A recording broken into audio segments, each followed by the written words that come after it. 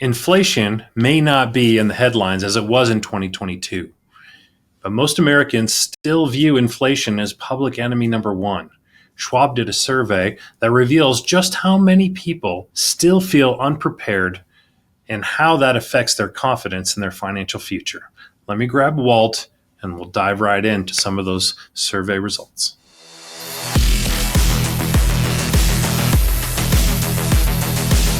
Back for another episode of Power Your Retirement. I'm Walter Schwab alongside certified financial planner Steve Smith. And on today's episode, we're talking about inflation. And even though it feels like it's subsided a little bit and it's not quite in the news like it used to be, what was interesting is that study you just talked about, that new survey is really kind of showing us that it's still on the minds of people, Steve. And so I'm interested to see if this is indeed the case. Give us a quick, before we look at the actual stats from this survey, are you seeing this in the mentality of your current clients right now? Are they still asking questions about inflation and worried about it? Yeah, they ask a little bit differently because it's not in the headlines. So they're not repeating headlines and percentages and things like that. And when is the company going to give the raises for the COLA? And so that was all big back in 2022, early 23. Now it's a little bit different. Now it's like, I can't believe how much I spend on groceries. My electric bill is higher than it's ever been. And we're these very tangible things now. Yes. Yeah. So they're using real life things. It's like, this is unbelievable how much money I spend on going out to eat. You know, we used to go out to eat for X amount of dollars, depending on their lifestyle, of course. And now it's like almost twice as much.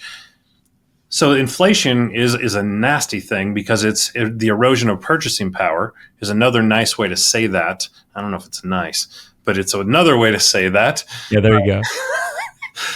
An erosion of purchasing power, because even though the big inflation jumps were, in the past few years, maybe this year isn't quite as much, but it's still felt because it's baked in to the dollars. And it's that realization of this isn't going away, because it's not like a dip in the market where it recovers and then we make new highs again. That's not how inflation works. It continues to beat on you as you go. Yeah, great point. So let's dive into the stats, Steve, from this new survey. The first one here is that 57% of respondents say inflation is their biggest obstacle to retirement. And I'm curious, I would imagine if we ran that question before 2022, there'd be nowhere near that amount. So how has persistent inflation changed the way people are thinking about their retirement future? People constantly are complaining about how much it costs to live and how they have to cut.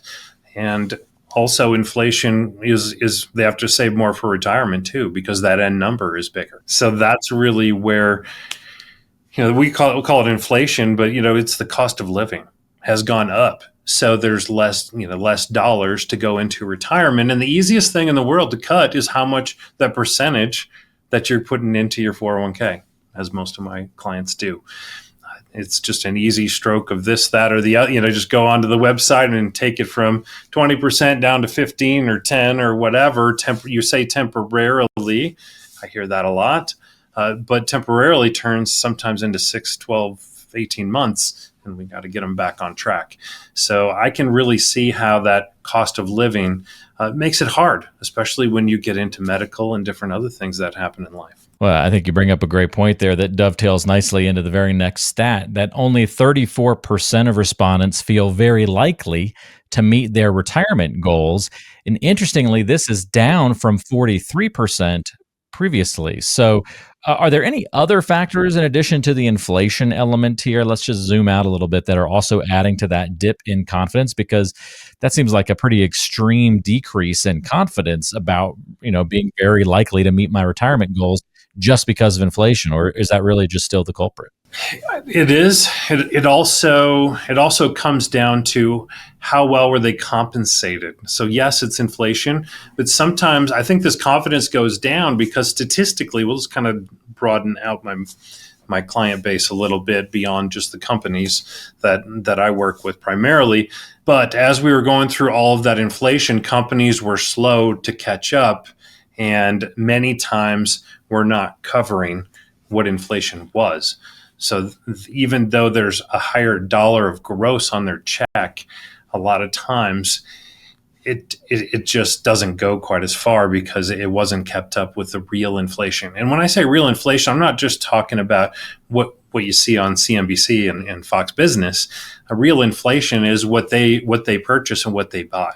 Yeah. There's the fancy numbers they talk about maybe in the news, but that doesn't always translate. If I eat a lot of eggs and that egg price has gone up, I might be even more affected than the normal person, right? Yes, absolutely. So individual choices and just the cost of travel and hotels, or if you have, a spouse or yourself or children that, medical goes up huge, or maybe Yeah. you have joint goals with your kids of going to university. Oh my goodness. I just had one leave for university and I'd almost choked on my dinner when I saw how much it was going to cost. A kid going into daycare for the first time in a couple of months. 1 year of it's going to be more than I paid for to go to college. Oh, that's rough. So that's why that confidence level is down, because they're feeling a little bit beaten up. And a lot of it is just a feeling, though. If you work through the numbers and plan for it and cut in certain areas and increase in certain areas, because that's ultimately what life is. I won't be paying for university for life, and you won't be paying for daycare for life. So those things are just seasonal, but that doesn't mean that our confidence doesn't erode during those periods. Yeah, I'm trying to pretend that it just means maybe I'll get a pay raise in 5 years, right? When that when that expense drops off the book. Trying to look at it through the positive lens. This is interesting. You talk about real impacts of this. I found this one to be maybe kind of shocking. Is that 4 in 10 are buying less or opting for cheaper products to maintain their 401k contributions, which tells me, okay, there's a trade-off happening here, and people are at least these 4 in 10 are choosing the trade-off of decreasing lifestyle to keep their contributions the same. I suppose that's better news than the other way around. Are there red flags, or what are your thoughts on people trying to tighten their budgets and their belts a little bit in this way? Well, I think sometimes it's good to go for cheaper products. When I get the canned corn in whatever Del Monte Green Giant, or I get the Walmart, generic, I think it tastes the same. But that just might be me. So Agreed. things that I think it's fine. But when I go to that's me with TVs, man. Like the technology is good enough now. I don't need the highest end TV. Give me the store brand. Right. I don't need to have an 80-inch that I can stand 6 inches away and it's like fully clear. I mean, that doesn't. Right. Not needed at this point. Yeah. Yeah. So you've got the technology, even on the food, but Kraft mac and cheese. I don't know. I can't go for that generic stuff. It's just not the same. So, anyways, we're not trying to push healthy stuff here, but you got to make sure that you know where you're getting value. A lot of times, I'll give you one that's typical. Everybody loves to buy a new car or a new truck. Go down there. It's brand new. It's yours. It's never been really driven other than a few test drives maybe or something, but it's basically new. If you buy that same series model, 2 years old, you can cut that price. I cut mine when I get a 2-year-old car, by sometimes 30-40% off of what it would have rolled out new. And if you really look, you can get them for under 10,000 miles. Think about it. So it makes a lot of sense to tighten your budget, but you got to be a little more thoughtful than maybe you were before. Yeah, makes a lot of sense. We've hit on kind of some negatives here, Steve. So let's not leave it all negative, because it certainly isn't all bad news, despite inflation still being this big obstacle for folks. So here's a stat from the article and the survey. 401k loans and hardship withdrawals are down to only 21%. From 26% in the previous year's survey.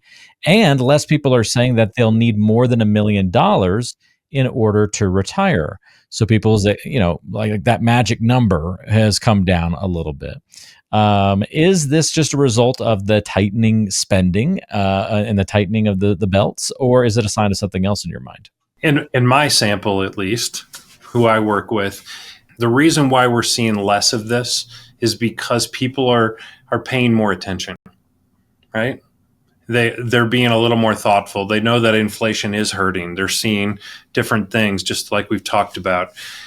And with that awareness and that focus, people are making better choices that don't get them into situations where you have those hardship withdrawals or those 401k loans. Occasionally, they're necessary when something comes out of a little bit beyond your emergency fund, but it's very rare that needs to happen. So I think it's more the awareness of the consumer of what's going on, and that can be a good thing to make sure that, especially with hardship withdrawals, they're the worst. Not only do you take that 10% hit permanently, but you also have to pay taxes that adds on to your normal wages for the year. It's just brutal. Yeah, it could put you into higher tax brackets and have all sorts of consequences. So good to see those things trending the other direction. Last thing for you, Steve, how are you communicating with clients right now who are still concerned about inflation? Are there some action steps that non-clients can take to get more clarity if they're not already working with someone like you? Yeah, so when we're working with clients, the main thing that we're doing is we're just in that review, or if something is in their life that they want a big expense or something of that nature, it's really about going through it and helping them to prioritize. I never really go in and say, no, we can't do that, but we say, okay, when can we do that? And I just kind of rephrase it. If you're talking about a vehicle, you're talking about an upgrade in a home, buying a vacation home or a second home, or who knows what it is. A lot of times, rather than just immediately, going to a loan, hopefully not a hardship, loan or 401k loan to buy one of those types of things, but just planning and being able to have a little bit of self-control and patience put together to wait, so it isn't all instant need that and say, okay, in a year or 2 years we're going to do that. I never want somebody to be unsafe, but we want to make sure that we're also not getting over our skis, because if we do that in making these choices, then a lot of times markets can come down, job loss can happen, different things can happen in life, and if we're already riding that red line, it can all go south. So I'm talking with them to make sure that we got a nice buffer in between us and life.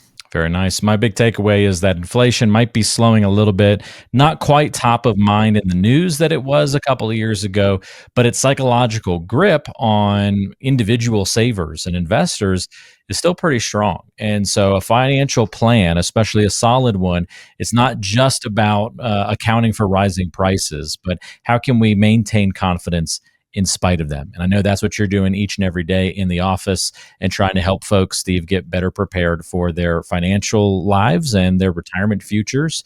If you're new to the program, you should know that Steve has contracts with every publicly traded utility company in the country. He helps employees manage self-directed brokerage accounts, gives you more options and flexibility than in traditional 401ks. And he's pioneered a great relationship between corporate 401ks and a financial advisor. This unlocks opportunities that are pretty unique to the industry and to you. So if you want to find out a little bit more about how to interact with Steve, what are the next steps you can take, or just want to learn more about how you can power your retirement, as we like to call the show, you can do that by going to powerupyour401k.com. powerupyour401k.com. It's linked in the description of today's show. There you can order Steve's retirement toolkit, as well as schedule a visit with him to talk a little bit about your specifics, your financial plan, and future. Steve, thanks so much for the help and guidance today, and we'll catch up with you on the next episode. All right. Appreciate you, Walt. Thanks, everyone, for listening. Yeah, take care, everyone. We'll see you next time right back here on Power Your Retirement. This podcast is provided by Powerhouse Financial Advisors, an independent firm with advisory services offered through Parson X Advisory Services, Inc., PAS, a federally registered investment advisor. The information provided is for informational and educational purposes only and should not be considered as personalized investment advice. PAS does not guarantee the accuracy, completeness, or suitability of this information for your specific circumstances. Investment decisions should be based on an individual's goals, time horizon, and risk tolerance. Past performance is not indicative of future results. and all investments carry a degree of risk, including the potential loss of principal. Any case studies, testimonials, or endorsements shared in this podcast are illustrative of individual experiences and may not be representative of the experience of all clients. They do not guarantee future performance or success. You should not infer any level of assurance regarding future financial outcomes. Listeners should consult with a qualified financial, tax, or legal professional before making any investment decisions. Parson X Advisory Services, Inc. does not provide tax or legal advice. Be sure to consult with your tax and legal professionals regarding your specific circumstances. For a copy of our Form ADV Part 2A, which provides additional information about PAS, including our advisory fees and services, please visit powerhousefinancialadvisors.com.